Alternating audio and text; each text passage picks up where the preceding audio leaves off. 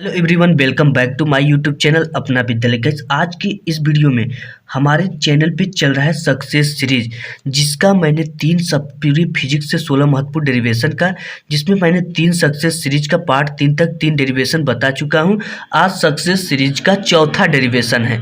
ठीक है, ये चौथा डेरिवेशन है जिसके अंतर्गत हम लोग पढ़ेंगे आज के इस वीडियो में गॉस के नियम के अनुप्रयोग के अंतर्गत अनंत लंबाई के एक समान आवेशित सीधे तार के निकट वैद्युत क्षेत्र की तीव्रता। तो देखिए, इसके लिए हमें करना क्या पड़ेगा कि हमें एक अनंत लंबाई दे रखा है। ठीक है, तो अनंत लंबाई का क्या लेना पड़ेगा?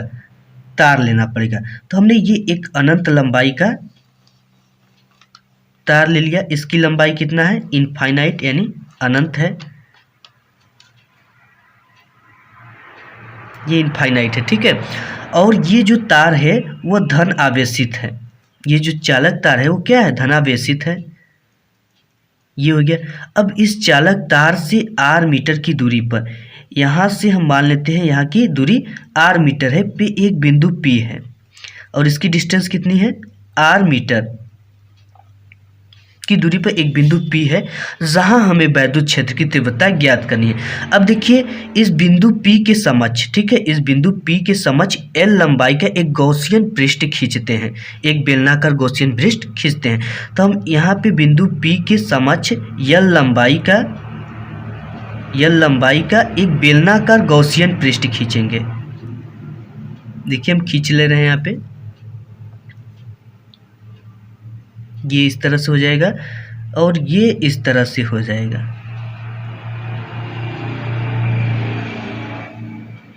ये हमने खींच लिया। अब यहाँ पे हम मान लेते हैं एक छोटा सा क्षेत्रफल dA है। ठीक है, पूरे क्षेत्रफल के नहीं, एक छोटे से क्षेत्रफल के लिए हम यहाँ पे वैद्युत क्षेत्र की तीव्रता निकालेंगे। तो देखिए, ये प्लस क्यू चार्ज, ये जो आपका वायर है, तार है, ये कौन सा चार्ज है? Plus Q charge. तो प्लस क्यू चार्ज के कारण जो वैद्युत क्षेत्र की तीव्रता की दिशा होती है वो आगे की ओर होती है।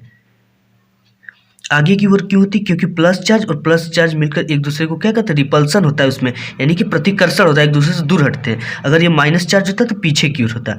और देखिए, ये क्या है? एक तरह का समतल है। ये जो हमने ये छोटा सा पृष्ठ लिया है, एक तरह का समतल है। तो प्रत्येक समतल के क्षेत्रफल की एक दिशा होती है, वो दिशा क्षेत्रफल पर खींचे गए अभिलंब की दिशा में होती है। ठीक है, जैसे ये हमारा जो पेज है, ये क्या, एक तरह से क्षेत्रफल है।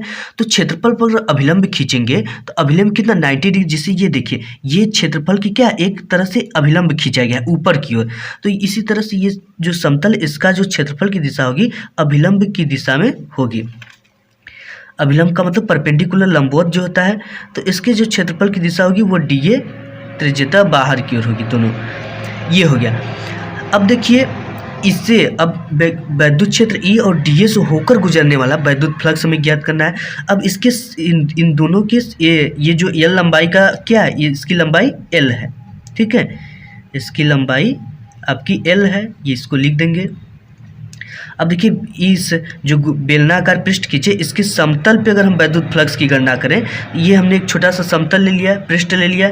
अब देखिए, इस समतल के कारण जो इसकी दिशा होगी क्षेत्रफल की, वो dA ऊपर की ओर होगी। ठीक है, और ये इस प्लस क्यू चार्ज के कारण वैद्युत क्षेत्र की तीव्रता की दिशा इधर की ओर होगी। तो इनके बीच जो एंगल बनेगा वो 90 डिग्री का बनेगा। ठीक है, इस समतल के कारण इसके अभिलंब की दिशा में खींचा गया क्षेत्रफल की दिशा होती है और वैद्युत क्षेत्र के कारण दिशा इस डायरेक्शन में हो गई। ये हो गया। देखिए, अब हम इसके जो बीच एंगल बनेगा वो कितना अंश का बनेगा? 0 अंश का, क्योंकि ये एक दूसरे पर ओवरलैपिंग है। ये एक है और इसके ऊपर भी A है। ठीक है, हम इसको अलग अलग समझने के लिए दिखा दिए हैं। तो इसके बीच जो एंगल बनेगा वो 0 अंश का बनेगा। देखिए, ये जो तार है, ठीक है, तार के प्रति एकांक लंबाई पर वितरित आवेश की मात्रा को रेखीय आवेश घनत्व लैम्डा कहते हैं। तो देखिए, हम इसको क्या निकालेंगे? Lambda equal Q/L। ये जो तार है, इसकी प्रति एकांक लंबाई पर, ये क्या है? आवेश वितरित है। प्रति एकांक लंबाई पर वितरित आवेश की मात्रा को रेखीय आवेश घनत्व लैम्डा कहते हैं। ठीक है, तो अगर यहाँ से हम Q की वैल्यू निकालें तो Q बराबर हो जाएगा आपका लैम्डा इंटू L। Q है लैम्डा, ये L गुणा में इस पर जाएगा तो भाग में, इस पर जाएगा तो गुणा में हो जाएगा। ठीक है, इसकी हमें ज़रूरत पड़ने वाली है, इसलिए हमने इसको निकाल कर रख लिया यहाँ पे। अब देखिए, क्या करेंगे कि पहले हम निकाल लेंगे φ1। ठीक है, ये φ1 है और ये φ2 है। तो हम लिख देंगे कि वैद्युत क्षेत्र E, वैद्युत क्षेत्र ई वेक्टर ई व वेक्टर डी ए से होकर गुजरने वाला वैद्युत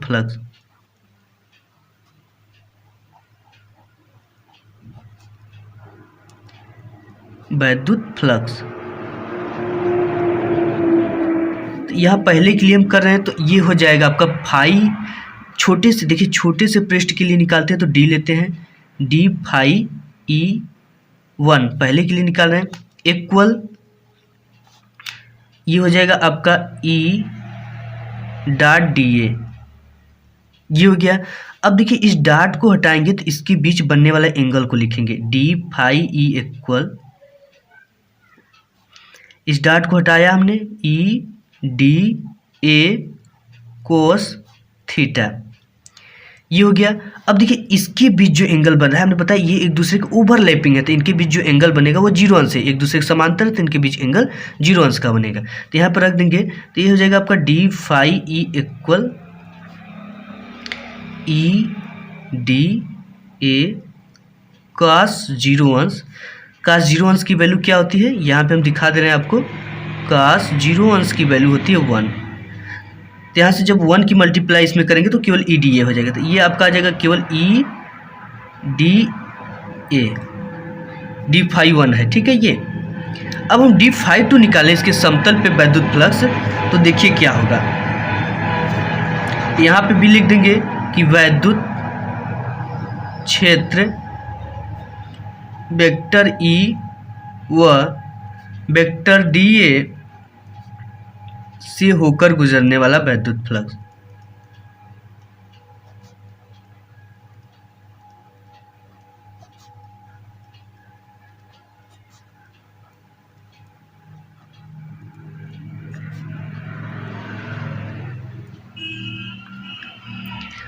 तो इससे ये जो फाई 2 है आपका, इसके बीच एंगल कितना बना है, 90 डिग्री का। तो ये हो जाएगा आपका d phi E 2 equal E dot d A, ठीक है। अब इस डॉट को अगर हम हटाते हैं तो क्या लगाएंगे, इसके बीच बनने वाला एंगल, तो ये हो जाएगा आपका ई डी ए कॉस थीटा। ये हो गया। अब देखिए हम क्या करेंगे कि डी फाई 2 बराबर इस कास, इनके बीच कितना एंगल का कोण बना है, 90 डिग्री का। तो कास 90 अंश की जो वैल्यू होती है वो क्या होती है, 0 होती है। तो ये हो जाएगा ई डी ए कास 90 अंश। तो हम यहाँ पे लिख देंगे कि कॉस 90 अंश बराबर 0। तो ये आपका हो जाएगा ई डॉट डी ए इंटू 0 इक्वल पूरा क्या हो जाएगा, 0। तो आपका डी फाई 2 क्या आ गया, 0। अब हमें अगर टोटल कुल वैद्युत फ्लक्स निकालें, इसका कुल वैद्युत फ्लक्स, तो आपका हो जाएगा d phi E equal d phi 1 plus d phi 2, ठीक है। अब देखिए इस समतल के कारण भी 0 हो गया, तो यहाँ पे भी जो बनेगा इस नीचे वाले समतल पे वो भी 0 हो जाएगा, ठीक है। तो d phi 1 plus d phi 2 equal आपका आ जाएगा, पहला का क्या है, डी फाई 1 की वैल्यू हमने निकाला है, यहाँ पे ये आया है cos 0 अंश, तो ये ई डी ए, ठीक है। तो इसका रख देंगे ई डी ए प्लस इसकी वैल्यू क्या आई है, 0 0 0 का कोई वैल्यू नहीं है, रखे चाहे ना रखे। तो आपका हो जाएगा d phi E equal E d A, sorry E d A, ठीक है। ये हो गया। अब इतना हो गया, और आपका ये जो है ये क्या हमने खींचा है, गॉसियन पृष्ठ, ठीक है। तो इसको हम लिख देंगे गॉसियन पृष्ठ, इसलिए लिख रहे हैं क्योंकि इसका काम है। अब देखिए हम छोटे से के लिए निकाल रहे थे, लेकिन कुल गॉसियन पृष्ठ से होकर गुजरने वाला वैद्युत फ्लक्स निकालेंगे, तो इसका क्या कर देंगे, हम इंटीग्रेशन कर देंगे, समाकलन कर देंगे। तो हम यहाँ पे यही लिखेंगे कि गॉसियन पृष्ठ से होकर गुजरने वाला वैद्युत फ्लक्स, गॉसियन पृष्ठ से होकर गुजरने वाला संपूर्ण वैद्युत फ्लक्स, ठीक है।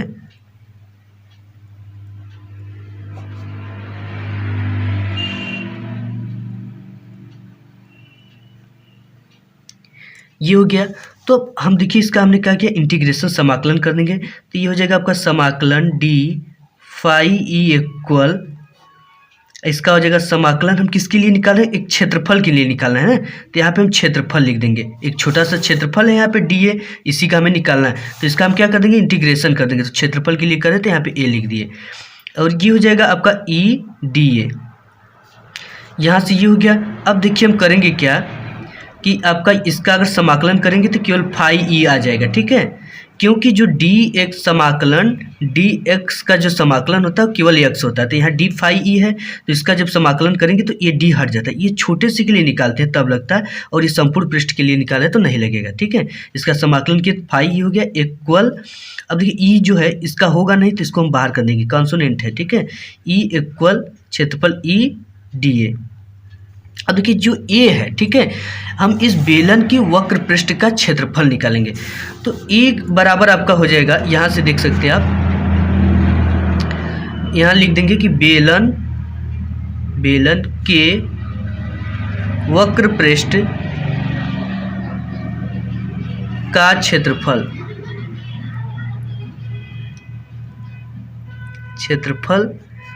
आपका ये डी ए इक्वल हो जाएगा 2 पाई आर एल, ठीक है। ये क्षेत्रफल ए बराबर आपका क्या आता है इसका 2 पाई आर एल, ठीक है, ये होता है। तो इस डी ए की जगह पे क्या लिख देंगे, 2 पाई आर एल लिख देंगे। तो यहाँ से आपका हो जाएगा फाई ई इक्वल ई 2 पाई आर एल, ये हो गया। अब देखिए ये चीज़ तो हो गया। अब यहाँ से हम क्या करेंगे, applying with Gauss theorem, Gauss के नियम का अनुप्रयोग करने पर, या लिख देंगे कि गॉस का नियम लगाने पर।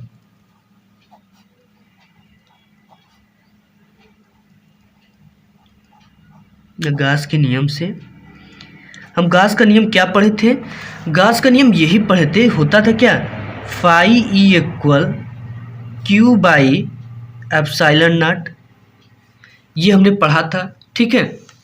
अब देखिए जब हमने ये पढ़ा तो फाई ई बराबर क्यू बाई एप्सिलॉन नॉट, तो इस फाई ई के जगह पे हम क्या रख सकते हैं, क्यू बाई एप्सिलॉन नॉट रख सकते हैं, ठीक है।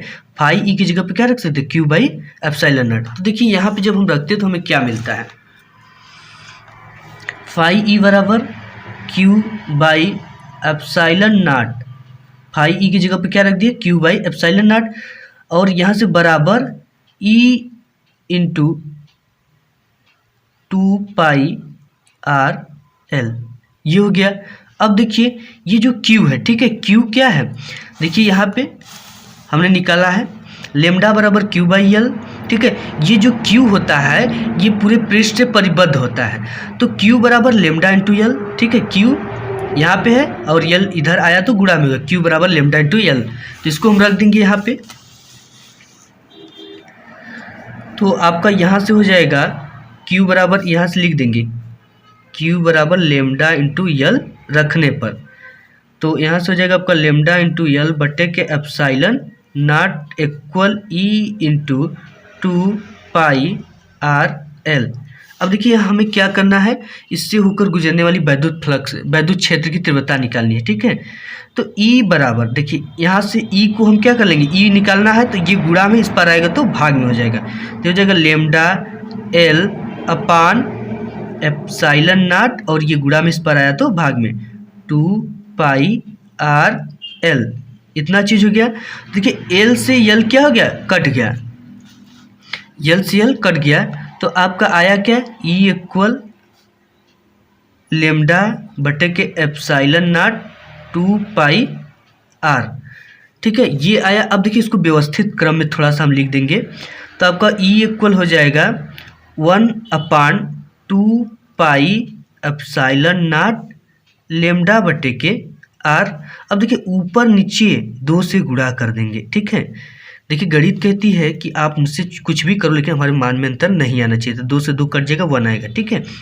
तो यहाँ से आपका हो जाएगा E इक्वल 1/2 का गुणा इसमें हो जाएगा 2 में तो हो जाएगा 4 पाई एप्सिलॉन नॉट है ही, और यहाँ से गुणा हो जाएगा तो ये हो जाएगा 2 लैम्डा अपान r हो जाएगा। ठीक है, तो ये आपका आ गया अनंत लंबाई के कारण वैद्युत क्षेत्र की तीव्रता। अब देखिए इसका, अब ये आप कर लिया, अब इसका मात्रक लिखना है। तो ई जो होता है, ई बराबर होता है F/Q। तो एफ की जो मात्रक होता है वो होता है न्यूटन, और क्यू बट्टे में है तो कूलाम पर कूलाम। मात्रक जरूर लिखिए, क्योंकि मात्रक नहीं लिखेंगे तो आपका आधा नंबर कट जाता है। तो ये वीडियो आपको कैसा लगा? अगर वीडियो पसंद आए तो वीडियो को लाइक कर दीजिएगा। अगर चैनल पे पहली बार है तो चैनल को सब्सक्राइब कर लीजिएगा। मिलूंगा एक नए वीडियो में, तब तक के लिए धन्यवाद।